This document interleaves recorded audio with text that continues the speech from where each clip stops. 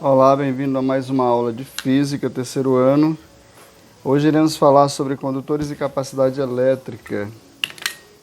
Primeiro, os condutores em equilíbrio e as propriedades dos condutores. Aqui quem vos fala é o professor Raimundo Dias. Condutores e capacidade elétrica. Condutor em equilíbrio, nós observamos aqui a representação de um condutor eletrizado com cargas negativas. Aqui no seu interior, temos a carga negativa em equilíbrio eletrostático, o movimento das cargas é desordenado e o excesso das cargas é distribuído ao longo da superfície, ou seja, elas não têm uma direção, elas ficam de maneira desordenada. O campo elétrico é visto aqui na representação da superfície, na superfície desse condutor em si, então nós temos o campo elétrico. E sempre vai ser tangente à linha aqui, tangente ao ponto. Então nós temos a representação e depois nós vamos ver a questão do potencial elétrico. O potencial elétrico, em qualquer condição aqui, se eu tenho, considerando um condutor em equilíbrio eletrostático, ele possui um valor nulo para o vetor campo elétrico no seu interior, ou seja, aqui no interior não tem campo elétrico, mas aqui no interior eu tenho potenciais elétricos iguais, O potencial elétrico de A, de B, de C e de D são iguais. Então, se eu pegar o potencial de A e de B, e pegar um menos o outro, vai dar zero. Ou seja, nós vamos ter um trabalho zero aí. Tem potenciais iguais em A, B, C, D e até na superfície aqui, na superfície D, todos esses potenciais são iguais.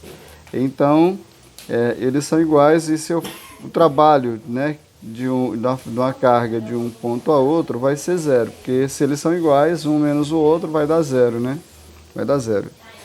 As propriedades dos condutores, como já vimos antes aqui, na parte interior não tem campo elétrico, então no interior de um corpo oco, nós não vamos ter campo elétrico. Então há uma blindagem chamada blindagem eletrostática, E aqui na superfície nós temos os potenciais. Então, a elevação do valor do campo elétrico provoca a ionização do ar na sua volta, fazendo o condutor se carregar através dessa região. Então, o fenômeno é denominado de poder das pontas. No caso aqui, se eu tenho um condutor, nessa parte onde ela é mais pontiaguda, é onde nós temos uma elevação maior do campo elétrico, nesse ponto, Enquanto nesse ponto aqui há um distanciamento maior entre as partes, então o campo elétrico aqui é menor. Então nós vamos ter o condutor, o campo elétrico na região pontiaguda é mais intenso, e menos intenso nessas outras regiões aqui.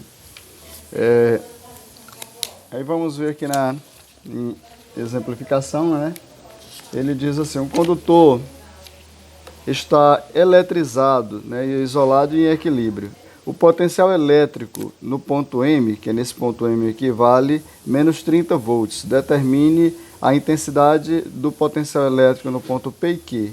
Se você observar, no ponto Q também o potencial elétrico vai ser semelhante ao de M, E no ponto Q, porque os potenciais elétricos, tanto do interior quanto da região externa aqui, da ponta aqui da superfície, elas são iguais, São iguais, os potenciais são iguais. Agora, o campo elétrico no interior do condutor. Aqui eu não tenho campo elétrico, eu vou ter campo elétrico no ponto M e no ponto P, Se você observar, possivelmente no ponto M é muito maior o campo elétrico do que no ponto P, porque aqui está mais distanciado as cargas elétricas, E aqui está muito mais próximo, justamente por conta do poder das pontas. Então, o que a gente pode ter nós podemos dizer que um condutor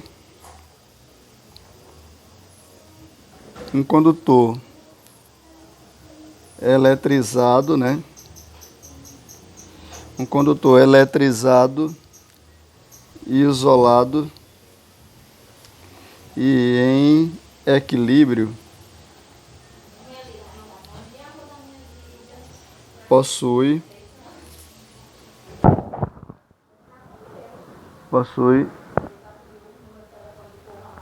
o mesmo potencial,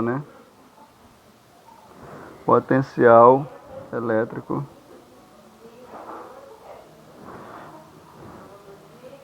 na superfície, no caso de MP, né?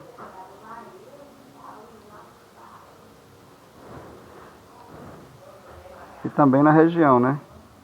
Na região interna.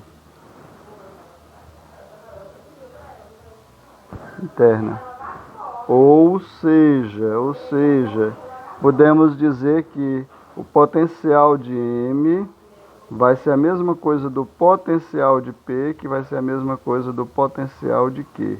Os potenciais aí são iguais e todos eles valem menos 30 volts, porque ele definiu que o ponto M é 30 volts, né?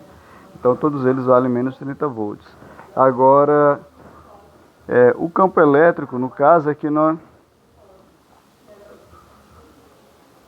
o campo elétrico, né? Elétrico na região interna é nulo.